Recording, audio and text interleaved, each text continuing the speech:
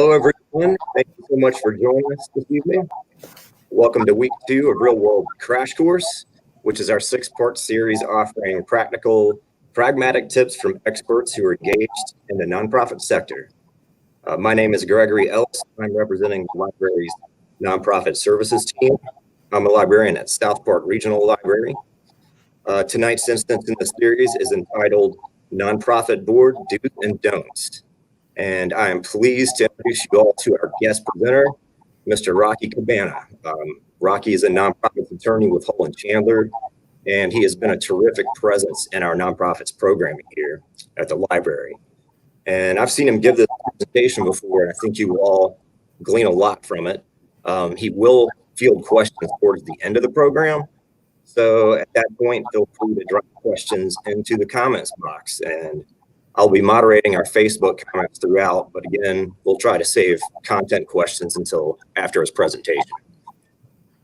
Since we do have Rocky with us tonight, I also want to make a plug for an additional program that we're doing. Since the pandemic started last spring, our team has been hosting coffee and conversation events on selected Fridays over Zoom. And once a month, we have Rocky on with us, and he's appearing this Friday at 10 a.m. And for part of that hour, we'll be discussing the Charlotte Future 2040 Comprehensive Plan, which is hot local news right now. It's facing some heavy resistance from city officials as well as affordable housing advocates and community organizations. So we'll be discussing that, and the remainder of the hour will be an open format nonprofits question and answer. So if you work for or with a nonprofit organization and there are miscellaneous procedural questions or dilemmas you're encountering, here's your chance to talk to a pro. So please join us. I'll post the registration link for that event in the comments tonight. We'd love to see you. And again, this will be over Zoom, 10 a.m. this Friday. So at this point, I'll turn this over to Rocky. And again, I hope you enjoy his presentation. Nonprofit Board Do's and Don'ts. Rocky, thank you so much for being here. Well, thank you for having me. Well, hello, everybody. Welcome to Real World Crash Course, Board Do's and Don'ts. And again, give everybody give yourself a hand for showing up at 6 p.m. on a Wednesday evening. Maybe many of you are finishing up work or have gotten home from work and maybe had dinner. And, this is a important topic. Obviously, if you're here, you're very interested in the nonprofit sector. Perhaps you are on a nonprofit board, or you're thinking of joining a nonprofit board, or you're on the staff, or maybe you're in the very important position of being a CEO or executive director of a nonprofit. So a little bit about me. My name is Rocky Cabagnot, and I am an attorney with Hull & Chandler, which is a law firm, a full-service law firm here in Charlotte. My particular practice area is working with public charities and nonprofits, and specifically, I present affordable legal services to nonprofits via either a subscription program or through what we call fractional general counsel services. Because one of the things that I've learned over the years, and I had the privilege of being an executive director of a multi-million-dollar nonprofit for about a little over 2 years, is that nonprofits are just like any other business, and particularly legal issues come up on a daily basis, not just sort of in a once a quarter sort of thing. So you've got a lot of my information here. The one thing I will be drawing from today's presentation is that in my prior life before coming to Hull & Chandler and then being executive director of the nonprofit, I was a clinical legal instructor at the Charlotte School of Law for 5 years. And during that time, I founded the Community and Economic Development Legal Clinic. And during those 5 years, we had the privilege of serving many of the Charlotte area nonprofits. And through that relationship with the community is how we developed our relationship with the Charlotte Mecklenburg Public Library, where my law students and I would come on Saturday mornings at the Uptown branch and do free legal clinics for the nonprofits that are in this community, because nonprofits are extremely important, not just to the community, but also to the economy itself. So as you can see, there's my information. I am on the Twitter, and again, I have to put out this disclaimer. So this presentation is not for the purpose of providing legal advice. anything that we do communicate to each other, whether by the chat or something of the sort, does not create an attorney-client relationship or any type of attorney-client privilege. So getting all of that out of the way, let's go ahead and let's get started with today's presentation. Before I jump into the do's and don'ts, I really kind of want to take a little, come off the off-ramp just a little bit, just to talk about the difference between nonprofit and tax exempt, because I think that a lot of times these terminologies get kind of mixed up. And before we jump into boards, I kind of want to set this straight. So what do we mean by when we say nonprofit? Number one, nonprofit is a concept of state law. It's a legal business entity. So, and the nonprofit, like it says here, is a legal business entity that may not pay dividends on to shareholders. So that's what separates a nonprofit from a for-profit corporation. And now, while a nonprofit may pay reasonable compensation, so when I was executive director of a nonprofit, I had a salary. So a lot of folks think, oh, I'm in a nonprofit. You have to take a vow of poverty, like you're a monk or something like that. That's not true. The only difference is that when you run a nonprofit, any surplus money must stay within the nonprofit and used for its mission. You can't declare a dividend and say, oh, well, you know, we got $20,000 in grants and our overhead was $10,000. So let's just split up some of this profit among all of us who did the work. You can't do it like that. You have to reinvest it into the mission. And for those of you who are interested in forming a nonprofit corporation, a nonprofit, again, this is a legal business entity. You file something called Articles of Incorporation. You file it with the Secretary of State's office in Raleigh. You pay a filing fee of $60, and voila, you will have yourself a nonprofit. So a nonprofit, it's a legal business entity, just like anything else. So then what do we mean when we say tax exempt? So when most people think of nonprofits, they think of an organization that is exempt from taxation, but that's not necessarily true. When you register a nonprofit in the state of North Carolina, that doesn't mean it's automatically tax exempt, because the taxing authority in this country is, number one, from a federal level, from the Internal Revenue Service, the Department of Treasury, and here in North Carolina, it is through the Department of Revenue. So the vast majority of state registered nonprofits have applied to the IRS and received some form of tax exemption from paying the federal income tax. So most of you might be involved with something called a 501c3, or maybe are interested in a 501c3. Just know that there are, I believe, 29 separate categories of 501c. So you can see here 501c4, these are organizations like the AARP or the NRA, 501c5, sort of like the United Steelworkers, 501c6, sort of like the Chamber of Commerce here in Charlotte, 501c10, like the Freemasons, the Shriners, 501c19, like the Veterans of Foreign War. There's a lot of 501cs, but the one that's probably most important when we talk about tax exempt is the 501c3 charitable organization. It's the largest category, and probably the vast majority of you in the audience who are involved in a nonprofit are most likely involved with a 501c3 public charity. Now, some of you might be involved with a 501c3 private foundation. Some of you might even be involved with maybe the 501c6 business league or a 501c4 advocacy organization. But my experience has been most of the folks that have come through the library's programs are involved with 501c3 public charitable organizations. Again, as I mentioned, virtually all charities are nonprofits, but not all nonprofits are charities. So if you are a member of a homeowner association in North Carolina, it is incorporated as a nonprofit, just like in Raleigh, the whole $60 thing, but it is not a public charity. And just remember, 501c3 organizations are those that are organized, operate exclusively for religious, charitable, scientific, testing for public safety, literary, educational, all of that stuff you see here on the screen. So just some other things about 501c3s. These are the nice things, and this is why most of your organizations, if you are a 501c3 or thinking about becoming one, these are the reasons why these are some of the benefits of them. I mean, some of the restrictions, number one, are, as we mentioned here, you can't create any dividends to any individual, so that you can't benefit any one person. You can pay a salary for services rendered, but you can't just, oh, well, we're sitting here, here's a bonus of $1,000 or something like that. You can't do you can't you can't endorse candidates for office, and you should not use a substantial amount of your money for lobbying. So there's a little bit of difference there. Again, but the most important thing, again, are individuals and corporations to make charitable contributions and claim a charitable deduction against their federal income tax return. So that's sort of the sweet sauce that separates a 501c3 from all those other 501cs that we talked about, is that when an individual donor gives you money, then go to their next year's taxes and claim a deduction against on their income tax form. So I wanted to get that through because I think a lot of folks, again, get the idea of nonprofit and tax exempt separate. Now, what I will say is, as the basis of today's discussion, most of you who are serving on boards are serving on the board of a nonprofit. So, but probably 90% of you are on the boards of nonprofits that are either tax exempt or are applying for tax exempt status. So I just kind of want to get that out of the way.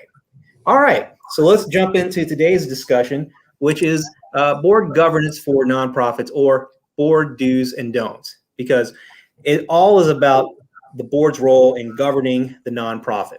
So what does nonprofit corporate governance mean? Number one, the board governs the nonprofit. What does this mean? What does this mean? Corporate governance is a structure that keeps the nonprofit accountable for responsible, ethical behavior the law and public expects.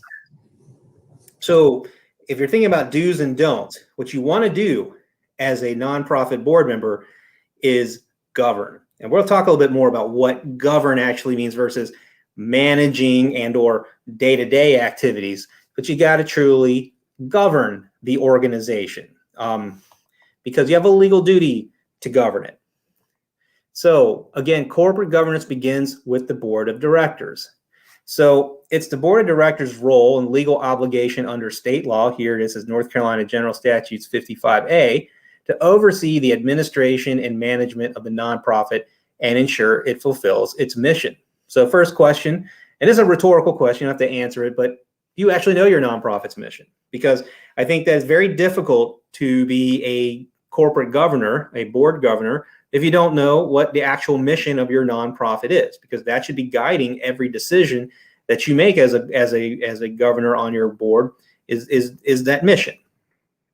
Now, normally, and this goes for the majority of nonprofits that have, found some financial success and have enough money to hire staff and have sort of a structure, is normally the board itself does not execute the day-to-day activities. What I mean by day-to-day activities, they're things that your staff do, paying the bills, hiring staff, turning on the lights, turning off the lights, these sort of things. But now many of you may very well be in a very small nonprofit or a community-based organization.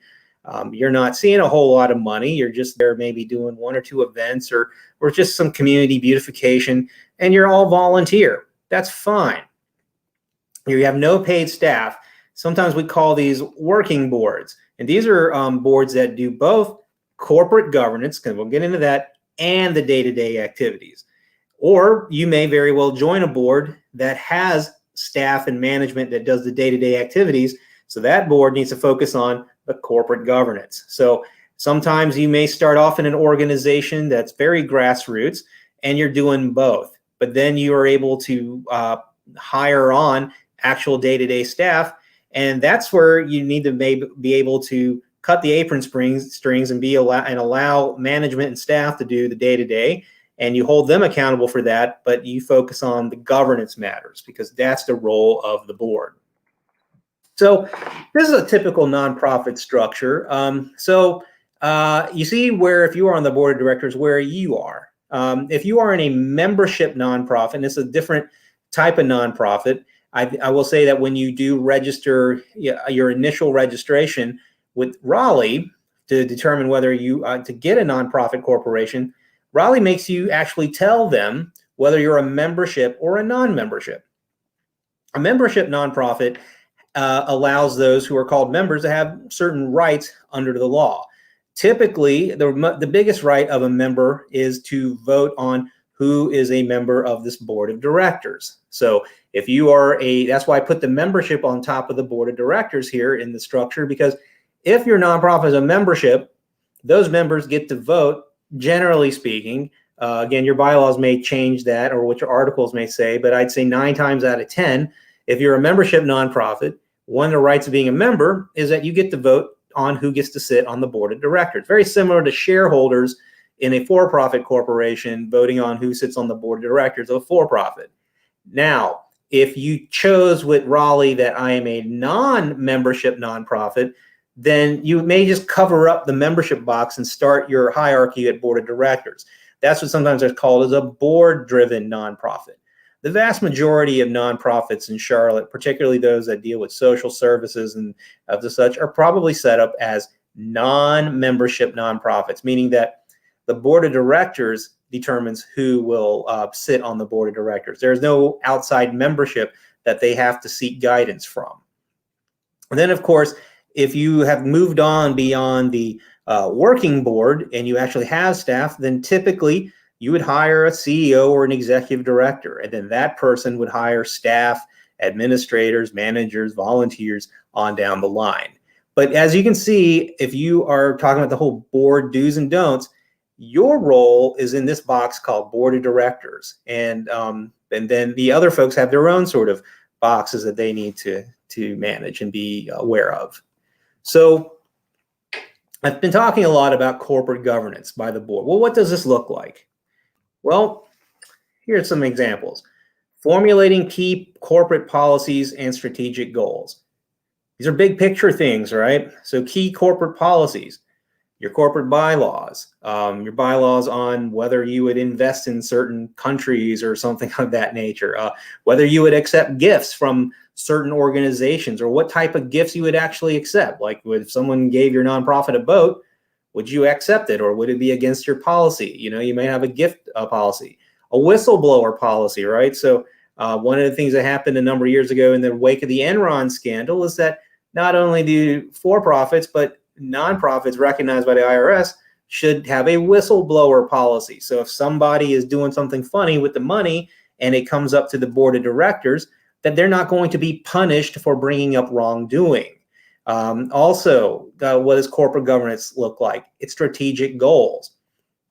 Many nonprofits, there's that old saying, it's failing to plan is planning to fail. And many nonprofits, will do either an annual plan or at least a 5-year strategic plan. And that's where maybe sometimes the nonprofits, particularly in the Charlotte area, go hire one of the, many consultants that are there to help them develop a strategic plan. But that is the role of the board. So it's not the role of your executive director. That person should be helping you, but the big picture stuff should be led by the board. Authorizing major transactions. So you shouldn't just let your executive director or somebody, purchase property with the nonprofit's money. A major transaction is, again, things such as acquiring property, acquiring a business, acquiring stock, acquiring, just a major transaction. And so the board has to be involved in that. Other things the board needs to be involved in: overseeing matters critical to the health of the organization. So one of the things that a board should do is that if there is money in the nonprofit and there is a accounting system, that they demand, number one, that the board be presented with financial statements to review, and that those financial statements are accurate, so they can better govern the organization if they know what the financial health of the organization is. Sometimes boards, nonprofits should approve an external audit. If you are a nonprofit and you do business or receive money from the federal government, if you receive over $500,000 from the federal government, you are subject to the Single Audit Act. And that means that you actually have to go out and hire an external auditor every year to audit your books and present that both to the board. The auditor will present that to the board and they will approve it, and then it has to be submitted to the federal funder. But those are, those are matters critical to the health of the organization. Things such as the viability of the business model or the mission. So I'll give you an example. Just recently, we just saw the merger of two pretty well-known Charlotte nonprofits focused on food insecurity, feeding the hungry. You've got Friendship Trays, which for many years has been running the Meals on Wheels program, and Loaves and Fishes, and they've recently agreed to a merger. Well, that is a big issue that both of those organizations' boards had to be involved in. You can't, that's not a deal that's just going to be made by the executive director and the other executive director. That is something about governance and understanding the viability of the mission, in that both those organizations felt their missions could become even more viable by merging their organizations together. Other areas of what corporate governance looks like, things that you've got to do as a board member: evaluating and managing risk to the nonprofit. So maybe part of that managing risk is ensuring that there are certain forms of insurance purchased to protect the activities of both the board itself, the staff, the management, the organization, and evaluating risk, managing risk, because that is one of the aspects of any kind of business venture. Of course, stewarding resources of the nonprofit for the long run. So preparing, reviewing, and approving annual budgets. So that's something that's an important duty of the board. The budget is not something that the executive director and the management approve. They create it and they submit it to the board, and they ask the board, and they say, we have this much money, will you approve us to use this much money? Other things that corporate governance means for the board is to mentor senior management. So again, the board's one of the major roles of the board is to hire and sometimes fire the chief executive officer, because the way it usually works is that when you're an executive director, and I can tell you that with my own experience, is that you are an employee of the board of directors. Now, I had at the time, I had 300 employees, because we were a community action agency that did Head Start and early Head Start in 5 to 6 counties in North Carolina. And all of those folks, I didn't hire all of them, but I was in that, they were subordinates of mine. But the only organization I was subordinate to was the board of directors. And so mentoring senior management is something that the corporate governance duties of the board are. And of course, probably the biggest reason, I would say definitely in the city of Charlotte, of why a role is providing resources and fundraising. So, many boards in Charlotte, and I'm talking about some of the more upper echelon type of nonprofit organizations, they sometimes have a minimum that the board member needs to donate to join the board. Sometimes I've heard of minimums as high as $5,000 or $10,000 just to join the board. And so, because obviously nonprofits run on a different model. Now, many nonprofits do have revenue generating models that actually generate a decent amount of revenue, but a lot of nonprofits do need extra money. And so utilizing fundraising, and we'll spend some time talking about fundraising law in a little bit later about what's important. So I hope that gets you an idea of what true corporate governance is, because maybe you thought, well, corporate governance is about making sure these workers show up on time. No. That's not what corporate governance is. Now, again, if you are in that situation where you're a working board, but the whole goal of being a working board is that if you're going to have that many people operating, hopefully you've generated enough revenue to be able to hire staff to handle the day-to-day. So this is a do. You are a fiduciary of the nonprofit. So ultimately, corporate governance, you saw what some of those roles are and why. Because North Carolina law imports on you that you are a fiduciary. And what does fiduciary mean? So in the U.S. legal system, a fiduciary duty describes a relationship between two parties, so here, the director and the nonprofit, that obligates one to act solely in the interest of the other. So if you look at this picture here, you as a director, you as a collective, as a board, are the father, and the nonprofit you're the fiduciary, and you have to hold up the child. And so that is the relationship of you are a fiduciary of the nonprofit that you serve. So in North Carolina, when we talk about fiduciary duties, we break them down into 3 separate duties. So in North Carolina, we recognize 3 fiduciary duties, and these are the duty of loyalty, the duty of care, and the duty of obedience. And so if we're talking about board do's and don'ts, you do follow the duty of loyalty, duty of care, and duty of obedience. Duty of loyalty, you can see this, do this. So what is this duty of loyalty? So this means that board members, directors, must act in good faith at all times and in the best interest of the organization. The key to meeting this duty is to place the interests of the nonprofit before the director's own interests or interests of another person. So if you go back to this picture here, again, the duty of loyalty means that as a director, as a board, you have to always put the nonprofit's interest of your own, right? Because how terrible would it be if the father here is like, well, you know what? My interest is actually to go get a corn dog, and leaves the child sitting up there, right? You can kind of see that the loyalty of the father is to the child, not to a corn dog. And so, this is why, again, the duty of loyalty is that you've got to put the nonprofit's interests ahead of your own. So if you're thinking of, some people join nonprofits for the wrong reason. Maybe they think, oh, maybe I can make some contacts, and that's not bad. People do join nonprofits to network. It is when you join a nonprofit thinking, maybe I could sell them a service. I'm sitting on the board and I'm an insurance agent and they need insurance.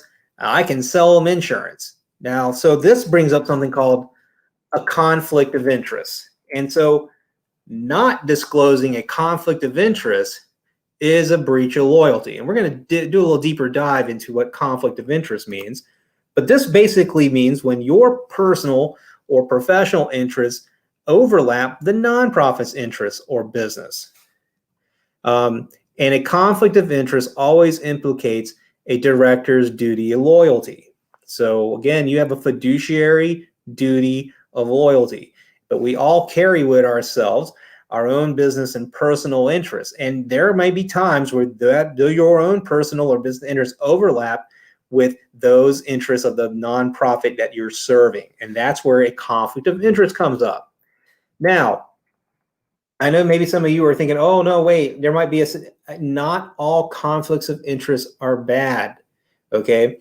Conflicts of interest are neither unusual or generally prohibited under state law, because sometimes transactions involving a conflict of interest are in the best interest of the nonprofit. So here's an example.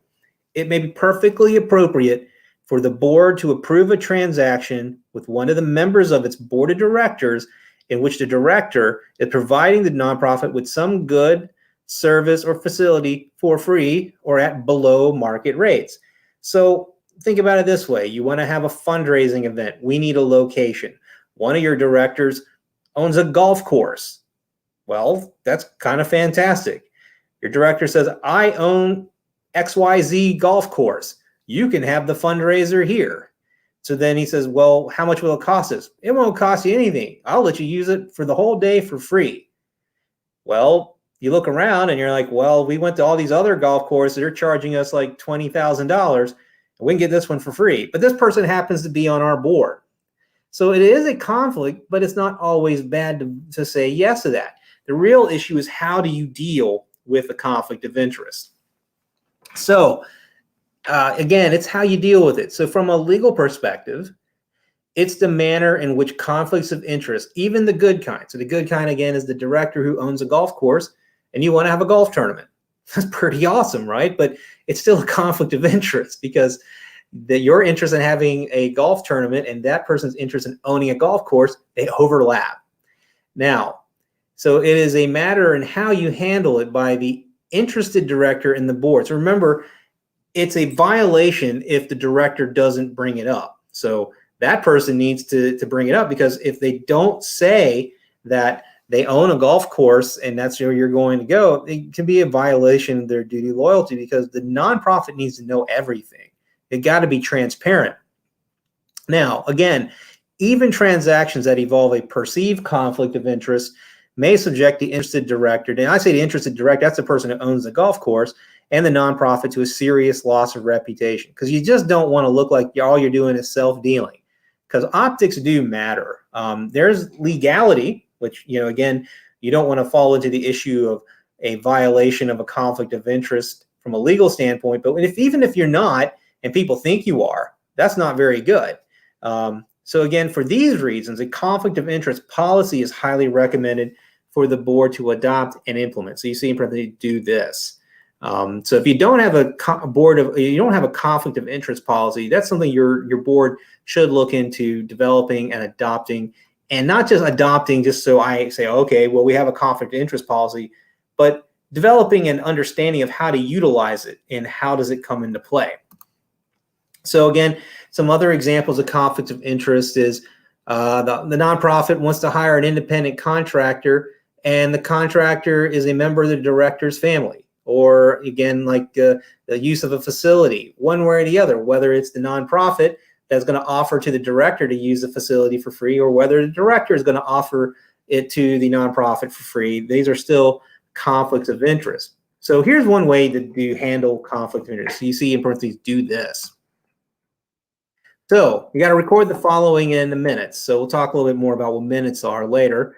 But number one, the interested director disclosed a potential conflict and left the meeting. So the person with the golf course, they need to say, hey, I own a golf course, but I feel there could be a potential conflict if you want to do this.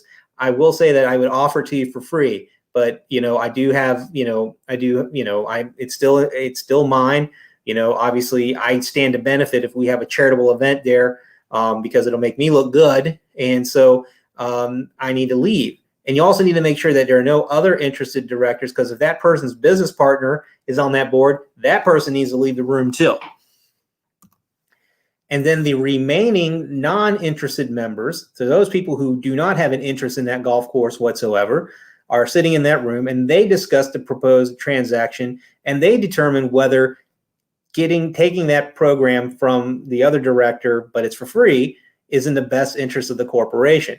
It pretty stands to a reason it is in the best interest of the corporation, but you want to make sure that the people making the decision to do that are not connected to that golf course, because that's how you handle the conflict of interest. And again, in your minutes, you should reflect that the board members with conflict abstained from the vote. So they had nothing to do with that vote.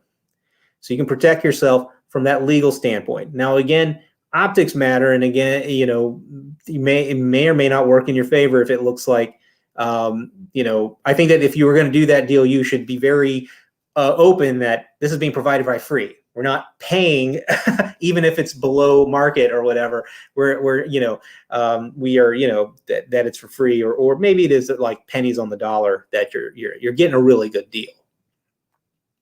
Another way of, and this is a don't do, from a board perspective, is taking a corporate opportunity from the nonprofit.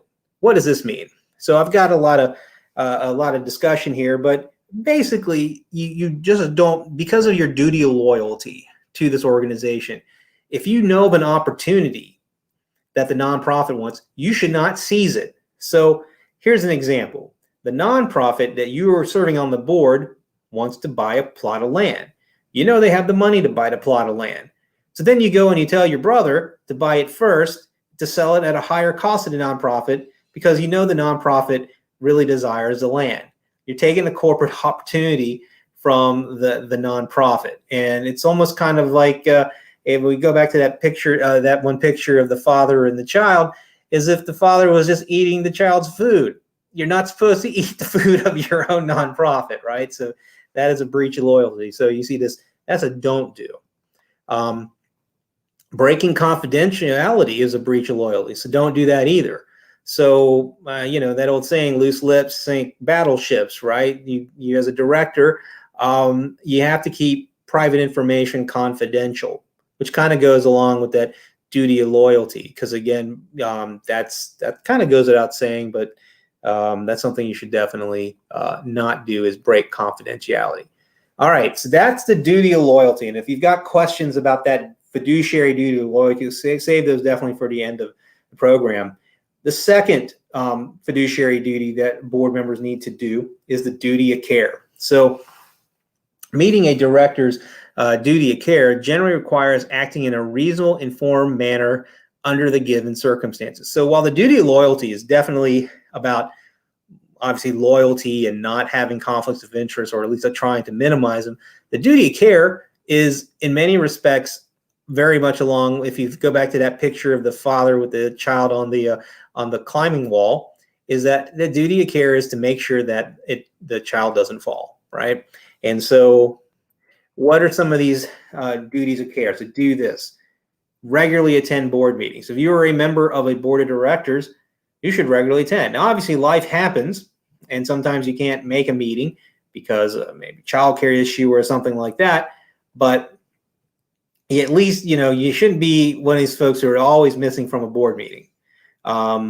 You've got to ensure that directors receive adequate information before taking appropriate board action. So ask questions. Your duty of care is, number one, show up. Duty of care is ask questions. So if the director, the executive director, or some staff management is telling you something and you don't understand, your duty of care is to raise your hand and say, I would like to understand this better before I vote.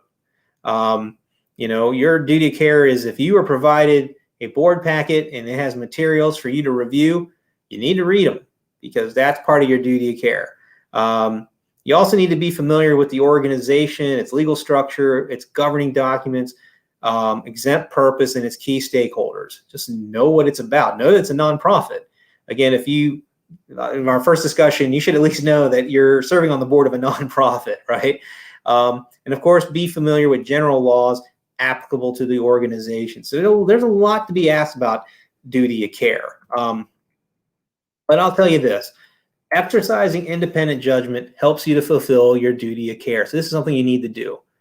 Don't just be a rubber stamp. I'm not saying, and I'll say this, sometimes it's easier to kind of look around the room and go, oh, they all seem to like it. And again, if you are fine with it, vote for it. But you need to exercise independent judgment. And so voting with the majority without independent judgment is violation of the duty of care. You've got to say, I came to this conclusion to vote based on my own subjective understanding of the situation, based on what information I've been provided.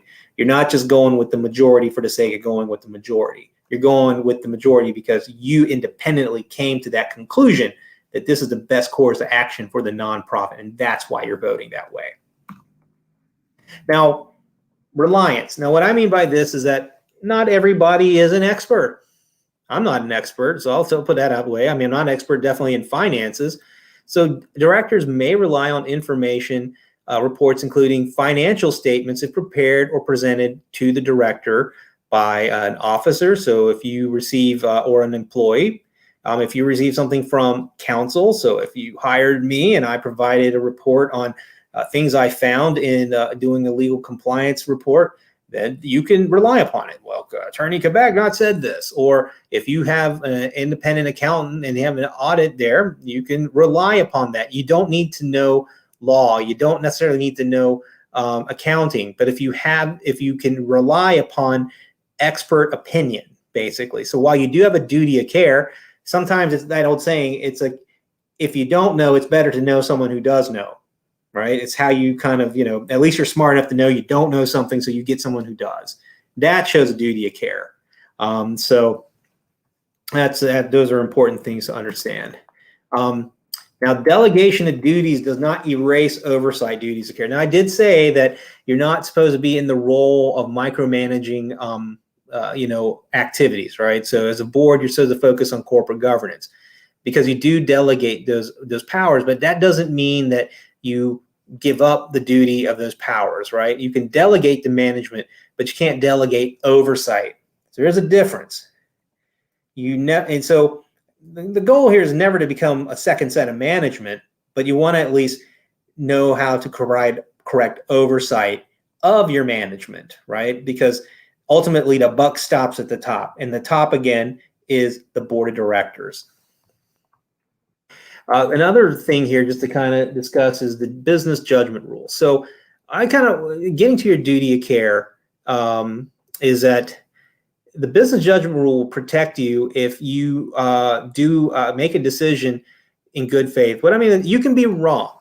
right? So, but if you are wrong in good faith, the business judgment rule will help you, right? So if you hired somebody and you did all of the background checks and you did you did a bunch of panel interviews and you brought them on as your executive director, but then they embezzled money from you, then, or they stole money from the nonprofit, the business judgment will protect you in the sense that, you did the due diligence to kind of find out, what was there. You did what was best available at that time. So the court's not going to say that you were necessarily, you're legally wrong, if somebody was harmed by that.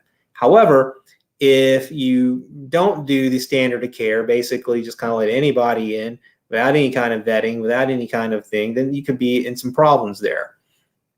I mean, basically the idea is that it's improper for a court to second judge, second guess decisions. So, again, you could be wrong in investment, right? So it's like, oh, well, we've got some money, let's invest in this. Now, if you're reckless about it, it's a different story, but the business judgment will protect if it looks reasonable at the time. But we had no clue that COVID would happen, and boom, all of our investments went down. The business judgment can protect you from being wrong as long as you're wrong based on doing something in good faith. Okay. So before I go into the duty of obedience, just remember, we've talked about the fiduciary duty of loyalty, and we've now just finished up talking about the fiduciary duty of care. But now the last duty that North Carolina, recognizes is a duty of obedience. So you want to do this. So the duty of obedience basically says is that the board must be true to the organization's purpose and goals. Sounds a little bit like the duty of loyalty, but this is a little more of obedience, meaning that whatever is stated in your articles of incorporation or in your bylaws, you got to follow.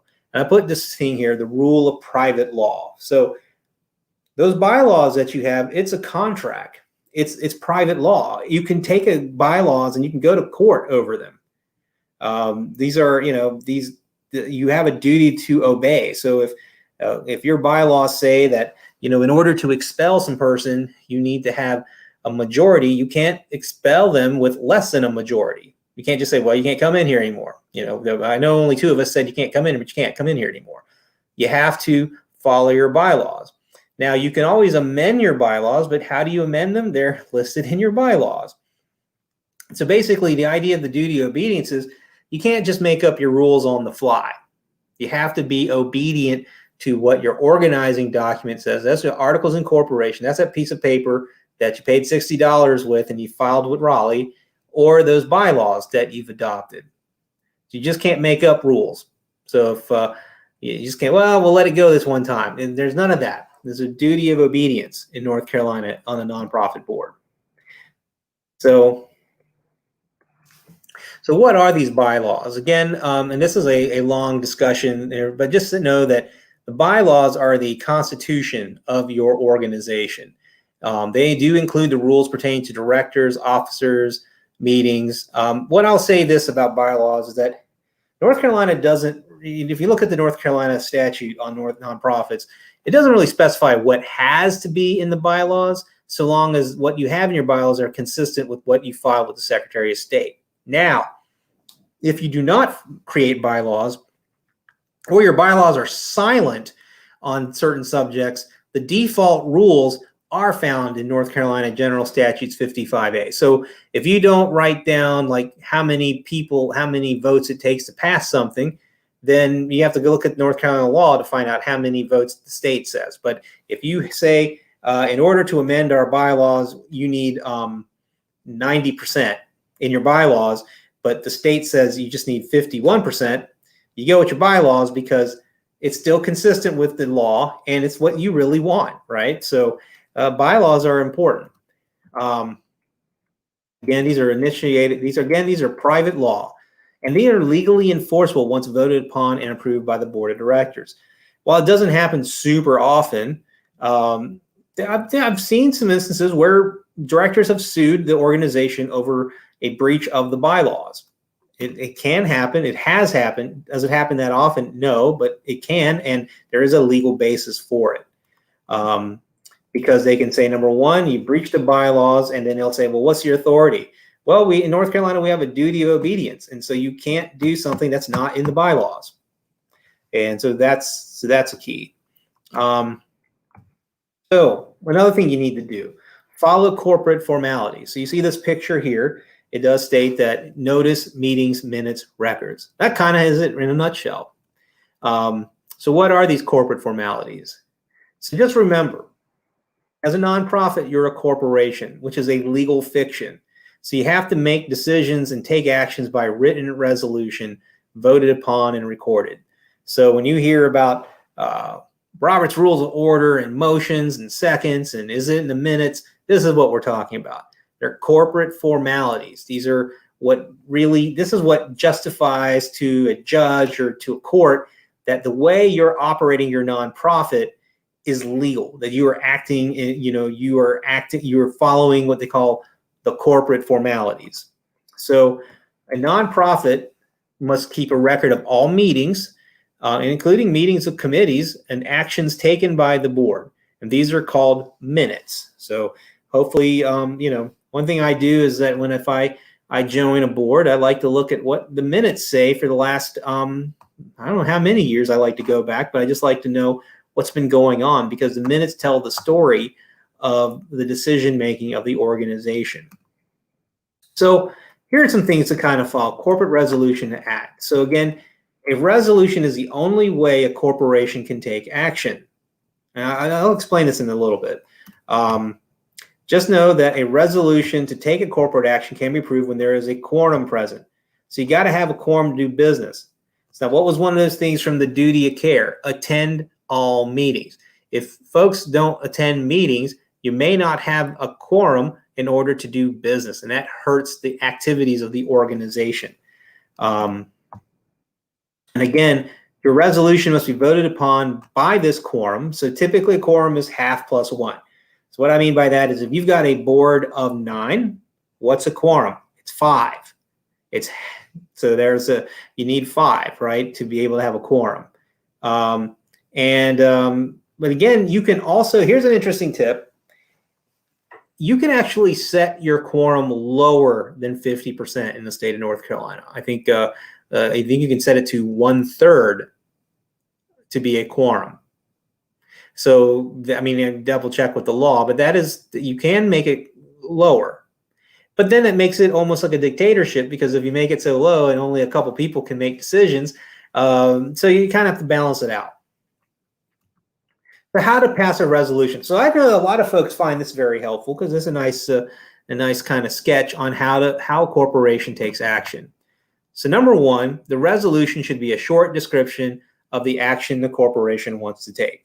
So let's go back to the example of the golf course, but let's not, in this situation, let's say that there are no conflicts. It's just that the resolution is our nonprofit would like to have our charity golf course at XYZ golf course on these terms. So the resolution will say, so maybe the chair or somebody says, okay, I resolve that our nonprofit do our charity golf course at XYZ golf course.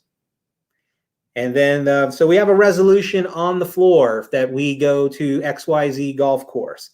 So then someone says, I make a motion that we adopt the resolution on the floor that we go to XYZ golf course. Then another director should second the motion. I second this motion. Now, after seconding it, people can vote. Then the board should vote on the resolution. Again, the resolution is that we go to XYZ golf course. There is a motion to adopt the resolution to go to XYZ golf course. There's a second, and then you have a vote. And generally speaking, any abstentions or no votes should be recorded and those directors identified, if not unanimous. And normally, if I'm the one who's dissenting, I want to have my name in the corporate record saying I didn't think it was a good idea. Because if something goes wrong, then you can see I look smart by saying, no, I think it was a terrible idea to do that. So how to keep minutes. So all your minutes are going to be full of resolutions. So definitely that's how you pass a resolution. So here's something to do. Here's how you keep minutes. I'm a big fan of real simple minutes, not transcripts of what everybody says in a meeting. So time, date, and place of meeting, names of everyone present from the board, a resolution adopting the previous meeting's minutes, a record of all the resolutions to pass. And to me, that's all you need. Again, too many nonprofits like to treat their minutes like a transcription of the entire meeting. I mean, it's fine if maybe you have a synopsis of committee reports or something like that in your minutes, but honestly, I just seen too many situations where nonprofits can get in trouble. And of course, a sign-in sheet. The worst situation is usually when nonprofit. Remember, you're a private organization. You don't have to. You're not subject to Freedom of Information Act or Sunshine Law, unless you have a funder that says you are. Then that's kind of, that's sort of rare, but that could be a situation. But I've seen many times where the corporate secretary brings a tape recorder into a meeting and just tapes it, just thinking that, okay, well, that'll be fine. But then it's a discussion of somebody getting fired, particularly executive director, and the person's just taping it.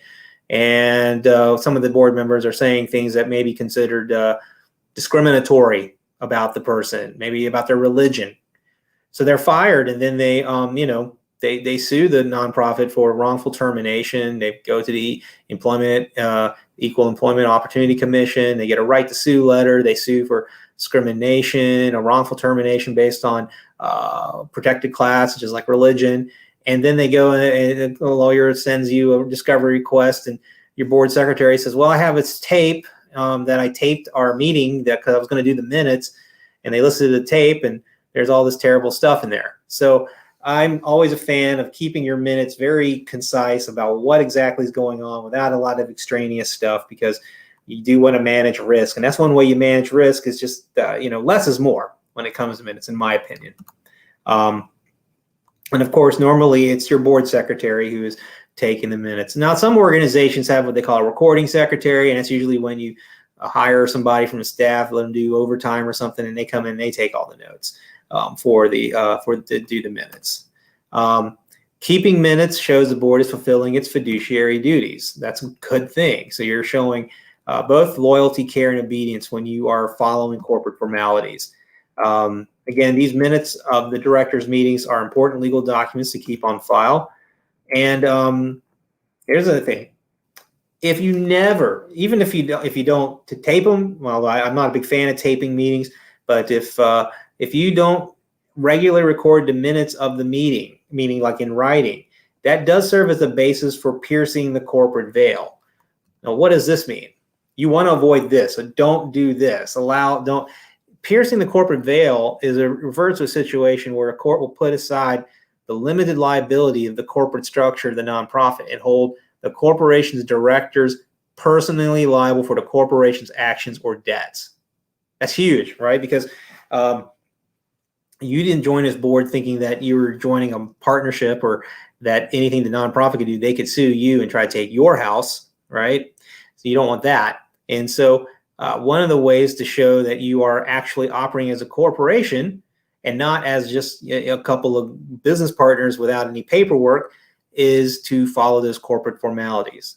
So if I were suing your organization for whatever reason and I find out you don't have minutes, I may very well try to add on the board of directors in their individual capacity as defendants, saying that I don't think they're operating as a corporation. They don't have minutes. They don't take minutes. I think they're flaunting the corporate form and making terrible decisions. And I think they all should be held accountable, every one of them. So you want to do your minutes. Risk management and insurance. It's something you need to do. So obviously, risk management, doing your minutes. That's one way to manage your risk for sure.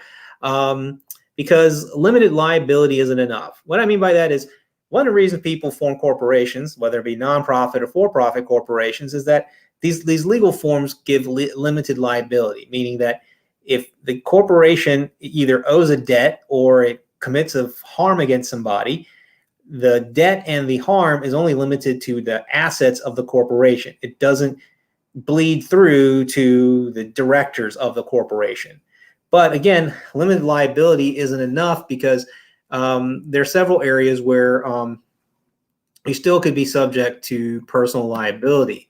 You know, again, things such as breach of a director's fiduciary duties, excessive compensation, wrongful actions, employment claims.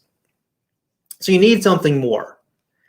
You're gonna need something more again, and that is number one.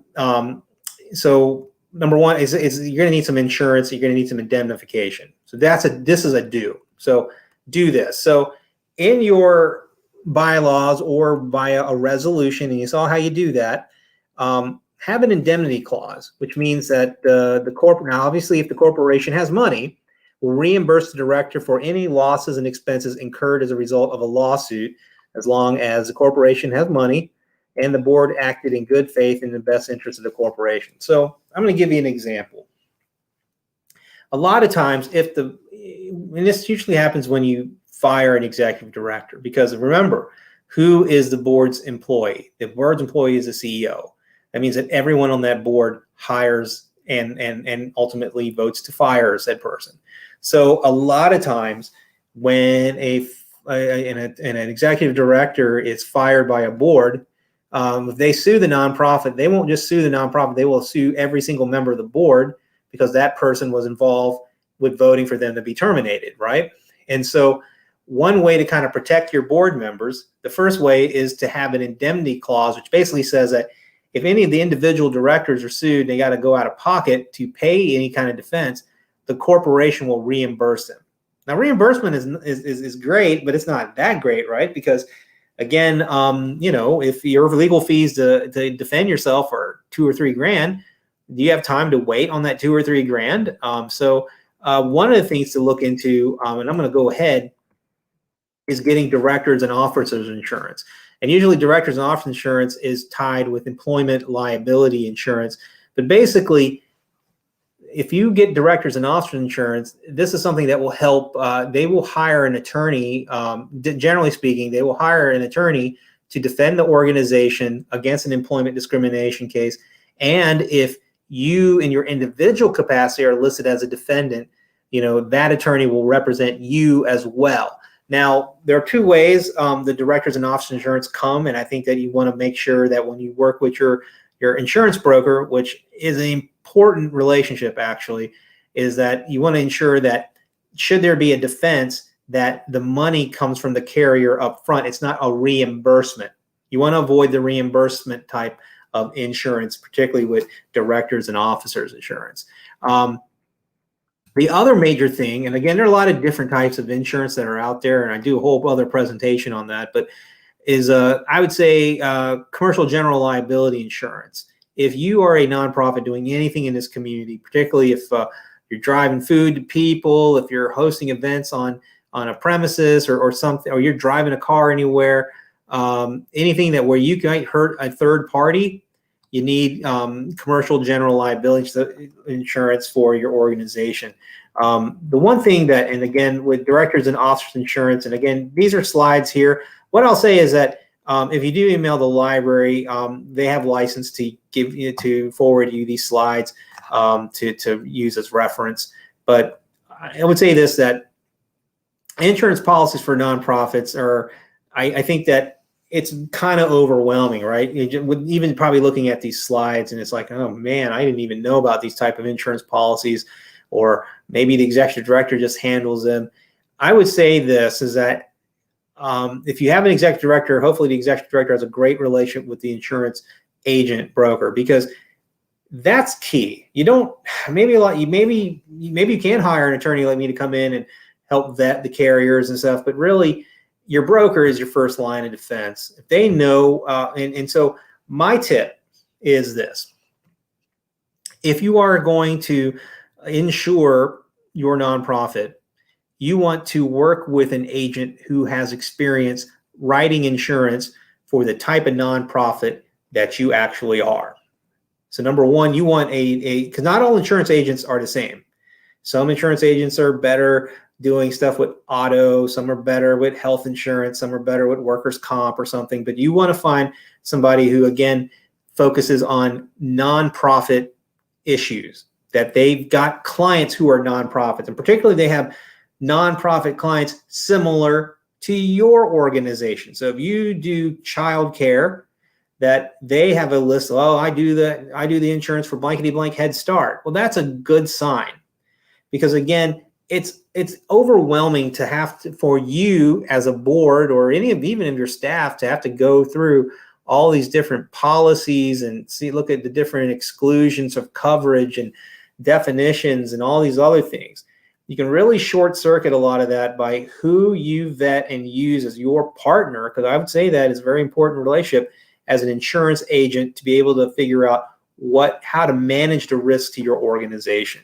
So I know I threw a lot of stuff here about insurance and indemnification and all of this other stuff, but I think if there's one thing you can leave with is vet your insurance agent very well. Make sure they have experience, number one, writing insurance in the nonprofit sector, and two, a nonprofit similar to yours in both size and in mission, because the size makes a big issue, and whether you have one employee or 1,000 employees, that makes a huge issue.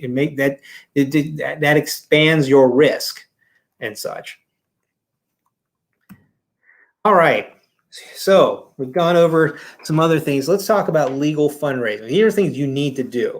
Now, most nonprofits do a little bit of fundraising, right? And that's one of the nice things of being a 501c3, is that if I donate $100 to your 501c3 public charity, and I'm not getting anything in return, I should be able to deduct $100 from my 1040 at the next when I do my 2021 taxes, right? So, but you as a nonprofit, the 501c3 letter is not enough, okay? It's not enough.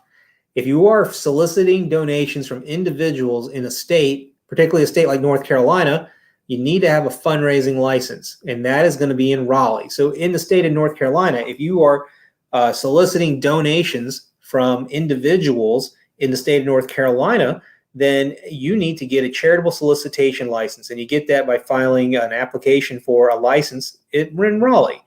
Now, there are some statutory exemptions, so faith-based houses of worship, things, they don't have to get the license.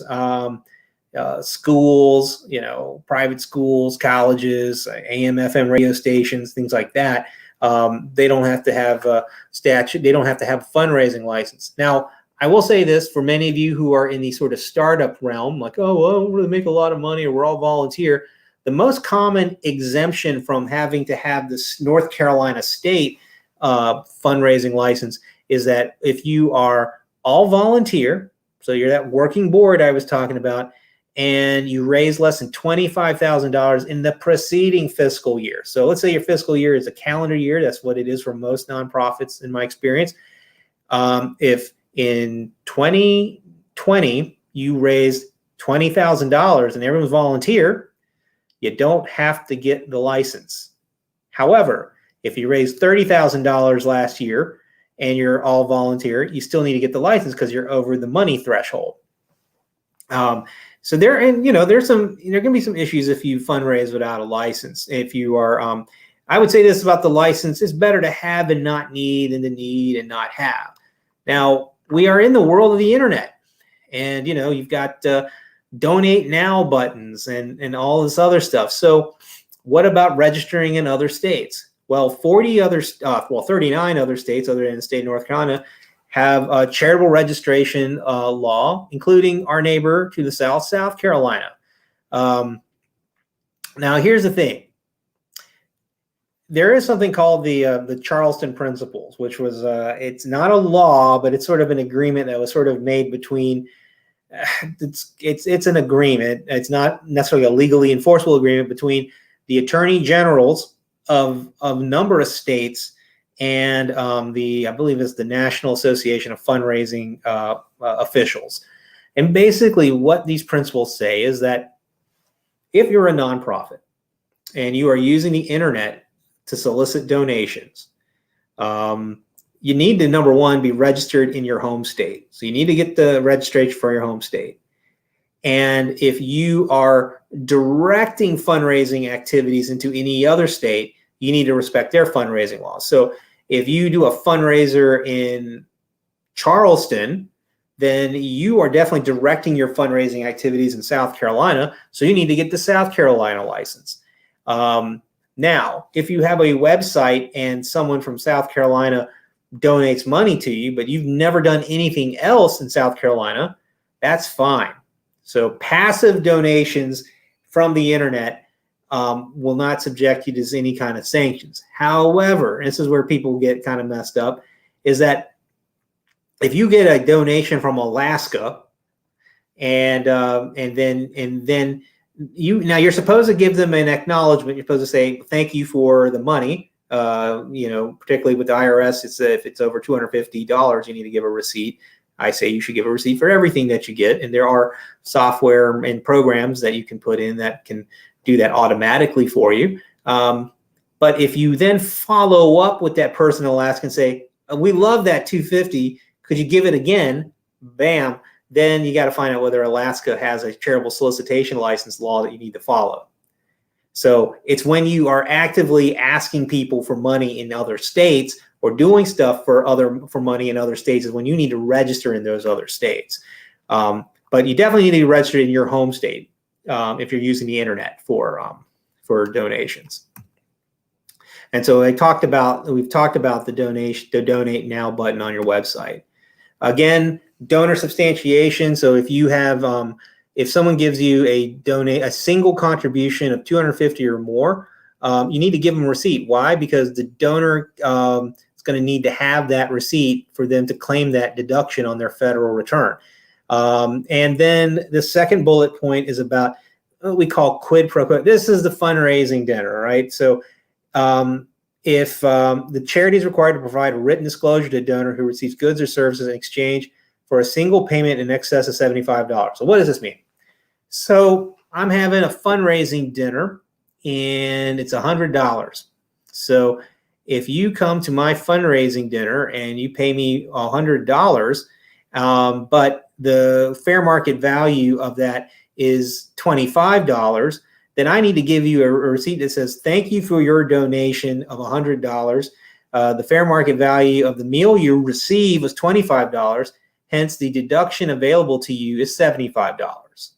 So that because it's not straight cash because something is going back. So you can't deduct the whole amount that you gave to a charity if you received a dinner or something like that in return. So reporting requirements for North Carolina nonprofits. This is a big do this. So nice thing about being a North Carolina nonprofit is that you do not have to file an annual report. So in some other states, like in Florida, where I used to practice, nonprofits have to, pay. I'll figure out what the fee is for a nonprofit, but you have to file something every year with the state capitol and update, who's on your board and all this sort of stuff every year. Nice thing in North Carolina is that once you file your incorporation papers, you're good to go. They don't ever ask you again. So that's good. Now, one thing you do need to file is your Form 990 if you're a 501c3. So if you're just a nonprofit that never went for tax exempt status, then you have to just deal with other kind of taxes. But if you are a 501c3, you need to do your Form 990. And there are different types of 990. There's the 990N, the 990EZ, and the 990. What I will say is that the one thing to walk away from the 990 stuff is if you do not file a Form 990 and you're a 501c3 for 3 consecutive fiscal years, the IRS will automatically revoke your tax exempt status. So if you blow it off for 3 straight years, you may end up getting a letter from the IRS saying, we revoked your status, and you're going to have to reapply again to get that status back. 990T is if you generate more than $1,000 in unrelated business income. If you do a lot of advertising, meaning that if you sell advertising to a sponsorship, because advertising has nothing really to do with your mission, you may have to file a 990T. If you're in that situation where you're even questioning whether you need a 990T, you need to hire like an accounting person, some sort of firm or CPA or somebody to do your 990. Because you're starting to get kind of questionable there. And again, the 990N is very easy. I have joked that completing a Form 990N, the internet postcard, is that it is easier to do one of those than it is to order food on DoorDash app. All right, so we are now at 7:10, and we are done with the do's and don'ts presentation. So at this time, if you have any questions, and I've got all my information here, if you want to follow up with any questions, you can always hit me up. You can even tag me on Twitter and ask me a question. No one ever does that, but that'd be kind of cool. But I don't know, Greg, do we have any questions in the chat? Yeah, we've got a couple of questions, and there was we had one request from Tanya about halfway through the presentation. She was asking if you could go back to the previous slide that you were on at that point. Oh. I just want to remind people that this will be archived in perpetuity on YouTube, so you'll be able to view the presentation there. I'm not sure if we could get maybe a physical copy of just the slides. Yeah, and Tanya, if you want to just email me, there's my email, rcabagnot@lawyercarolina.com. If you have a question, anyone who's got questions from the slides themselves, you can just email me. The old law professor and me will still answer those questions. I'll just pretend they're office hours and just answer them. I will answer questions about the slides. Again, it's so that's in that regard. But what are some questions from the slides that we have in the chat? All right, Christy Wellman, who are the best kinds of people to ask to be on your nonprofit board? Oh wow. Okay, Yeah. I will tell you this. This is my I learned this from a woman who's executive director of a small child care program in Valdosta, Georgia, back in 2003. It stuck with me in my head to this day. There are 3 W's. The 3 W's for choosing a board member are wealth, wisdom, worker. Okay, so they kind of speak for themselves. So obviously, wealth. If that person that you are recruiting to your board is wealthy and can write a check for $10,000 for your nonprofit at a drop of a hat, that's someone you want on. Or when I mean by wealth, that person has a huge social, like you look at their Facebook and they've got 2,000 people and they're all kind of connected, right? This is somebody who can connect you to money. Maybe they're not necessarily wealthy, but they can connect you to those who do have money. And if they become a great spokesperson for your nonprofit, then that money can come in. So that's wealth. Wisdom is that's the idea of maybe trying to recruit someone with a law degree to be on your board, someone with a finance degree or a CPA. Wisdom, someone who can help you kind of govern correctly, right? So again, with many nonprofits, there's a lot of financial mumbo jumbo, right? And so if you have somebody who can kind of parse through that, a CPA, that would help. Bringing on a lawyer, I'll say this about lawyers on nonprofit boards is that that they're very good in the sense that they can. All lawyers are kind of designed or are trained to think like lawyers and to be able to process problems in a particular fashion to come up with a problem-solving approach. So that's one great thing about having a lawyer on your board. What the issue may be is that you need to kind of determine with the lawyer on your board, is the lawyer on your board serving as an advisor to the board, or are they actually the lawyer for the board, the lawyer for the nonprofit? Because I think that that could get into some kind of questions there. But you're looking for wealth, you're looking for wisdom. Again, wisdom should also be connected to whatever mission you have, right? So if you are focused on education, and having a teacher on your board might help. Having someone who is a professor, those sort of things, that can help with sort of the wisdom aspect of it. And then the last W, worker, speaks for itself. And honestly, my favorite board member is the worker. These are people who will they show up, so they definitely follow their duty of care. You have a fundraising event. They show up at 4 a.m. to help you put the spike tent things into the ground. They leave at 11 p.m. when you're taking those down. Now, obviously, the best board member, it has all 3 W's, but particularly if you're just starting from scratch, you need the workers. You need the people who show up that, will do things that say they'll do something and they do it. I've seen too many groups that just have a lot of wisdom, but then they don't work. and that's not good. Now, wealth can help.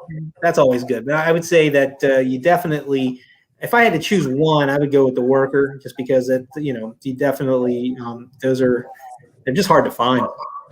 Those are ones that are really committed to your mission. But any combination of those 3 W's is where you want to go. But ideally, a worker who's wealthy and wise. Well, absolutely, yeah. No, if you got a Hugh McCall who wants to join your board, and then also will show up at 4 a.m. to help you stick the things in there and advise you about banking, then that's fantastic, right? So I mean, you can't beat that.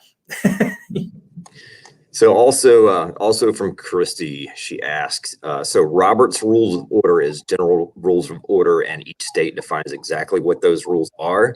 Is that how it works? Well, number one, you don't always have to use there's no law. Okay, there's no law that says you have to use Robert's Rules of Order to manage your meetings. Okay, so what I did there in those past slides, that is Robert's Rules of Order, but that's just because it's sort of tradition. But there's nothing in the state law that says boards have to use Robert's rules. Okay, you can use whatever way you want to make decisions that you want. For your nonprofit. I think that it's almost like the way Latin used to work in the Roman Catholic Church. It's just a certain Robert's rules. It has such a tradition in the way that even city council make decisions or nonprofits, that it carries over. And it's hard to, when you're recruiting people to come on your board, many of them are so used to that Robert's rules approach. So if you're not comfortable with Robert's rules, you don't actually have to use it.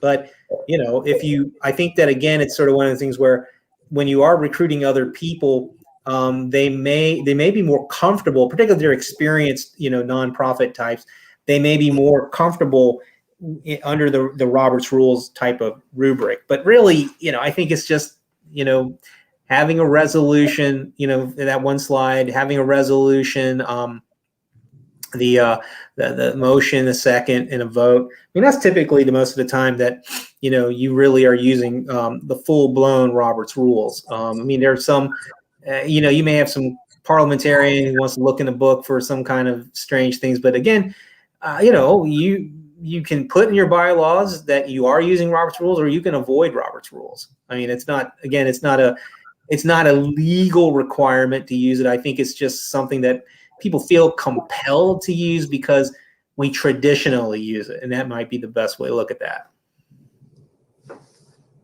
Awesome. Well, that answers that question, and I don't see any more in the feed right now. I would ask once again, if you have questions, to ask them now.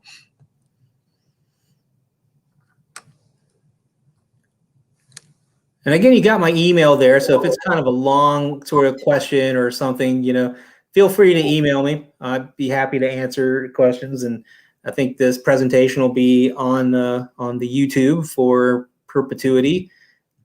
That'd be great. And once again, I will plug Friday morning, 10 o'clock. Yeah. Be on Zoom, so feel free to register.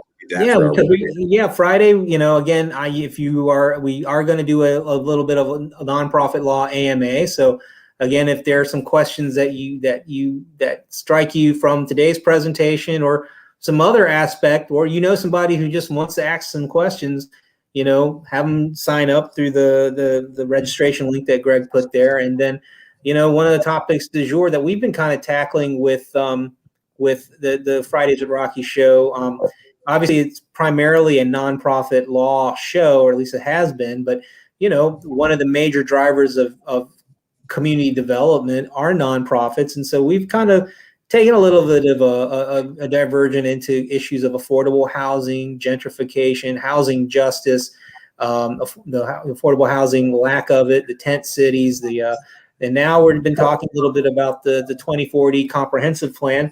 That's going to really change the shape of Charlotte. And so we're having some interesting discussions about the development of Charlotte into the future as well. So it's a little bit of almost like a split pane comic book or something, where there's something else going on one end. So one side, there's nonprofit law, ask what you want. The other side is we're going to talk about the Charlotte 2040 futures plan and the issues between the developers who don't like it, the community organizations that would like it to be changed, the city that really just wants to pass it because Raleigh's telling them they need to pass some kind of new plan because they haven't done it in 50 years. So we got it's a little bit of drama. A little bit of drama in the city of Charlotte as it comes to this 2040 plan. And there was a great show today. If you listen to WFAE or you want to look at it, some of the players who appear on the Fridays at Rocky show are actually showing up on the Mike Collins Charlotte Talks on today's episode too. So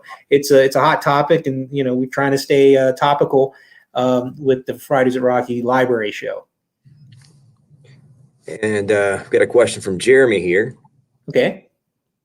If you're an executive director and have a problematic board member, maybe they're racist, how would you remove them? Ooh, man. Yeah. So that's, man, that's, I'm starting to have my own memories. Not necessarily a racist board member, but definitely, well, number one, you got to look at your bylaws, right? Because the key is, number one, I mean, maybe they're going to term out.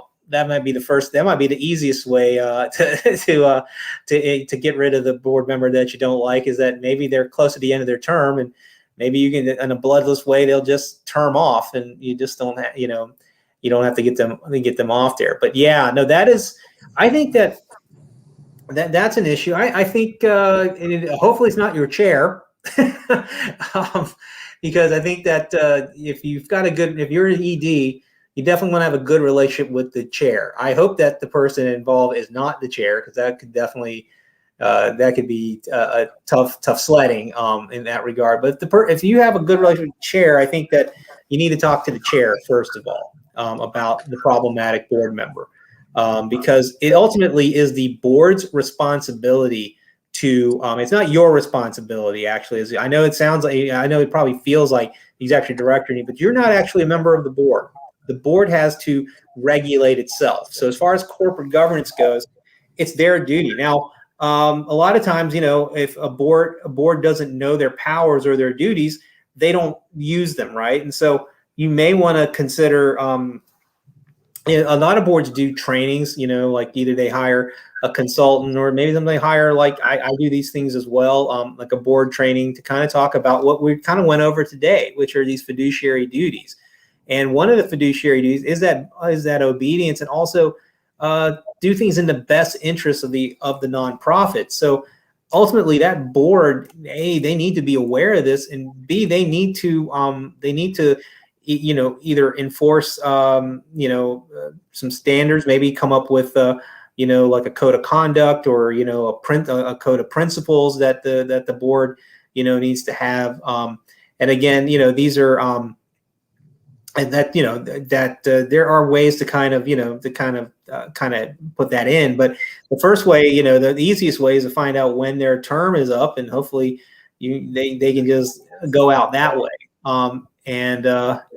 Or is there then there also needs to be political will, political stomach in the board, that if the person really is saying a lot of problematic things, there typically is something in the bylaws, and sometimes it says some bylaws will say a director may be removed with or without cause by a majority of directors, then in a quorum in a meeting, right? Or and so you got to look at those bylaws, because there are ways to boards can regulate themselves. There's sections in the bylaws that state how you can remove a director.